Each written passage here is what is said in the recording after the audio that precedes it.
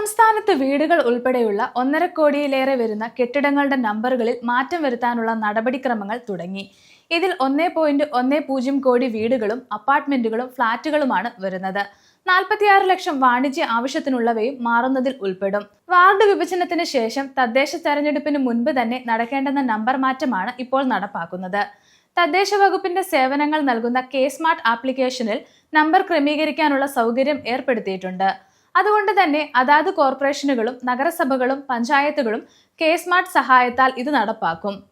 Number മാറ്റുന്നതിനുള്ള മാർഗനിർദ്ദേശങ്ങളും നൽകിയിട്ടുണ്ട്. 1-ാം വാർഡിലെ 1-ാം നമ്പർ കെട്ടിടം എന്ന് സൂചിപ്പിക്കുന്ന തരത്തിൽ 1-1 എന്ന മാതൃകയിലാണ് കെട്ടിട നമ്പറുകൾ നൽകുന്നത്. ആദ്യത്തെ ഭാഗം വാർഡിനെയും തുടർന്നുള്ളത് കെട്ടിടത്തെയുമാണ് സൂചിപ്പിക്കുന്നത്. ഡിജിറ്റൽ നമ്പറുകൾ കൂടി ഇതോടൊപ്പം രേഖപ്പെടുത്തുന്നതിനാൽ തുടർ നടപടികളും എളുപ്പമാക്കുമെന്നാണ് റിപ്പോർട്ട്. കെ സ്മാർട്ടിൽ ഓരോ വാർഡിലെയും ഭൂപ്രദേശങ്ങൾ കൃത്യമായി അടയാളപ്പെടുത്തിയിരിക്കുന്നതിനാൽ അതിലെ ആകെ കെട്ടിടങ്ങൾ ആദ്യം കണക്കാക്കും.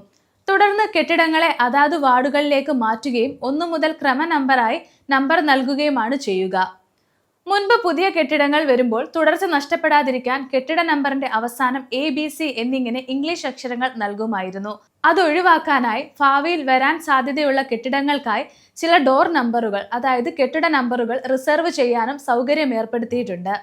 1.5 കോടിയിലേറെ കെട്ടിടങ്ങളുടെ നമ്പർ മാറുമ്പോൾ പൊതുജനങ്ങൾക്ക് അവരുടെ വ്യക്തിഗത തിരിച്ചറിയൽ കാർഡുകൾ ഉൾപ്പെടെയുള്ള രേഖകളിൽ അതനുസരിച്ച് മാറ്റങ്ങൾ വരുത്തേണ്ടതായി വരും.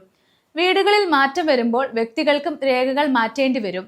എന്നാൽ താമസ ഇതര വാണിജ്യ കെട്ടിടങ്ങളുടെ ഉടമകൾക്ക് ലൈസൻസിനും മറ്റുമായി ഇത്തരം ഒട്ടേറെ രേഖകളിൽ മാറ്റം വരുത്തേണ്ട ആവശ്യം വരുന്നില്ല. കെ സ്മാർട്ടിൽ അപേക്ഷ നൽകുമ്പോൾ പഴയ നമ്പർ നൽകിയാലും പുതിയ നമ്പറിലേക്ക് മാറിക്കൊള്ളും. ഇന്നത്തെ വീഡിയോ ഉപകാരപ്രദമായി എന്ന് വിശ്വസിക്കുന്നു. മറ്റൊരു വീഡിയോയുമായി വീണ്ടും കാണാം.